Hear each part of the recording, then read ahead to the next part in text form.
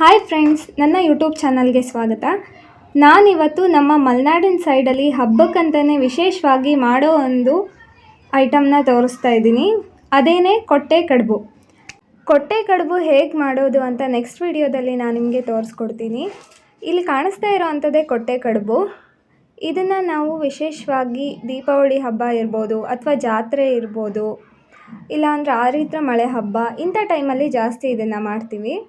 ಇದ್ರ ಜೊತೆ ಕಾಂಬಿನೇಷನ್ ಆಗಿ ನಾವು ನಾನ್ ವೆಜ್ನ ತಗೋತೀವಿ. ಅಂದರೆ ಮಟನ್ ಸಾಂಬಾರು ಇರ್ಬೋದು, ಚಿಕನ್ ಸಾಂಬಾರು ಇರ್ಬೋದು, ಅಂಥದ್ದನ್ನ ಯೂಸ್ ಮಾಡ್ತೀವಿ.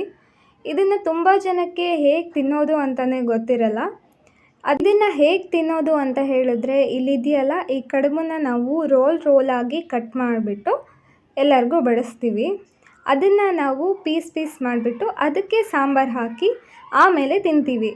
ಇದನ್ನು ನೋಡೋದಕ್ಕೆ ನಿಮಗೆ ವಿಚಿತ್ರವಾಗಿ ಅನಿಸ್ಬೋದು, ಬಟ್ ಇದ್ರ ಟೇಸ್ಟ್ ತಿಂದವ್ರಿಗೆ ಗೊತ್ತಿರುತ್ತೆ, ಅಷ್ಟು ರುಚಿಯಾಗಿರುತ್ತೆ. ನೆಕ್ಸ್ಟ್ ವಿಡಿಯೋದಲ್ಲಿ ನಾನು ರೆಸಿಪಿನ ಹಾಕ್ತೀನಿ. ಒಂದು ಸಾರಿ ಟ್ರೈ ಮಾಡಿಬಿಟ್ಟು ಹೇಗಿದೆ ಅಂತ ಹೇಳಿ, ಕಮೆಂಟ್ ಮಾಡಿ. ಇದನ್ನು ಮಾಡೋದಕ್ಕೆ ಸ್ವಲ್ಪ ಕಷ್ಟ ಆಗುತ್ತೆ, ಆದರೆ ಯಾವುದೇ ಹಬ್ಬ ಅಥವಾ ಜಾತ್ರೆ ಇದ್ದಾಗ ನಮ್ಮ ಮಲೆನಾಡು ಸೈಡಲ್ಲಿ ಮಿಸ್ ಇಲ್ಲದೆ ಮಾಡೇ ಮಾಡ್ತೀವಿ. ಇದನ್ನು ತಿನ್ನೋದಕ್ಕೂ ಅಷ್ಟೇ ಟೇಸ್ಟಾಗಿರುತ್ತೆ, ಹಾಗೆ ಮಾಡೋದಕ್ಕೂ ಅಷ್ಟೇ ಖುಷಿನೂ ಆಗುತ್ತೆ. ಇದನ್ನು ಮಾಡಿದ ಮೇಲೆ ಇದನ್ನು ಬೇಯಿಸೋದಕ್ಕಂತೂ ಸಿಕ್ಕಾಪಟ್ಟೆ ಟೈಮ್ ಬೇಕಾಗುತ್ತೆ. ನಮ್ಮ ಹಳ್ಳಿ ಕಡೆ ಏನೋ ಕಟ್ಟಿಗೆ ಒಲೆ ಇರುತ್ತೆ, ಬಟ್ ಸಿಟಿ ಕಡೆ ಮಾಡೋರಿಗೆ ಗ್ಯಾಸ್ ಎಷ್ಟು ಖರ್ಚಾಗುತ್ತೋ ನನಗೆ ಗೊತ್ತಿಲ್ಲ. ಬಟ್ ಒನ್ ಟೈಮ್ ಇದನ್ನು ಮಾಡಿ ತಿಂದು ನೋಡಿ, ಟೇಸ್ಟ್ ಏನಂತ ನಿಮಗೆ ಗೊತ್ತಾಗುತ್ತೆ. ಬನ್ನಿ ಇವಾಗ ಕೊಟ್ಟೆ ಕಡುಬನ್ನು ಟೇಸ್ಟ್ ಮಾಡಿ ನೋಡೋ ಅಂಥ ಟೈಮ್.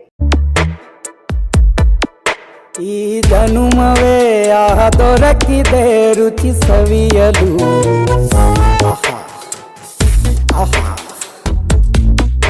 ಈ ಜಗವಿದೆ ನವರಸಗಳ ಉಣಬಡಿಸಲು. ಬಿಸಿ ಬಿಸಿ ಇದೆ, ಬಿಸಿ ಬಿಸಿ ಇದೆ ನಳಪಾಕ ದಿನ ದಿನ